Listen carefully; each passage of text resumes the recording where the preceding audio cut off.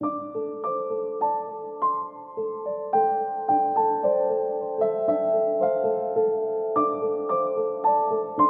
کچھوے اور خرگوش کی دوستی ہو گئی۔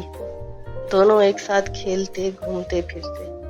ان کو معلوم تھا کہ لڑائی اچھی بات نہیں، لیکن پھر بھی کبھی کبھی ان کی آپس میں لڑائی ہو جاتی۔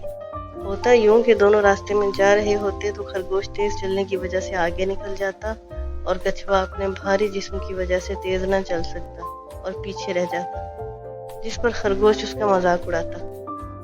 آپ کو تو معلوم ہے کہ کسی کا مذاق اڑانا کتنی بری عادت ہے۔ آخر ایک دن کچھوے نے تنگ آ کر خرگوش سے کہا، دیکھو مجھے بھی اللہ ہی نے پیدا کیا ہے اور تمہیں بھی اللہ ہی نے پیدا کیا ہے، اس لیے تم اپنے تیز چلنے پر غرور مت کرو۔ اللہ تعالیٰ غرور کرنے والے کو پسند نہیں کرتا۔ اگر تم کو اپنے تیز چلنے پر غرور ہے تو آؤ ہم دونوں مقابلہ کرتے ہیں۔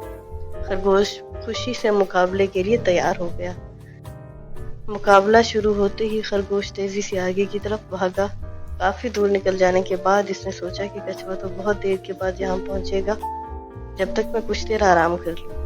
یہ سوچ کر وہ ایک درخت کے نیچے سو گیا۔ ادھر کچھوا آہستہ آہستہ چلتا ہوا خرگوش کے پاس سے گزرا۔ خرگوش سو رہا تھا۔ کچھوا ساری بات سمجھ گیا۔ اس نے اپنی رفتار اور تیز کر دی اور مقررہ جگہ تک پہنچ گیا۔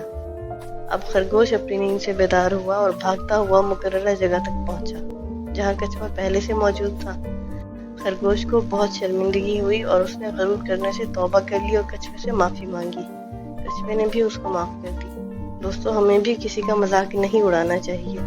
جو کسی کو تنگ کرنے کے لیے مذاق اڑاتا ہے تو مرنے سے پہلے اللہ تعالیٰ اس کو بھی اس کمزوری میں مبتلا کر دیتے ہیں۔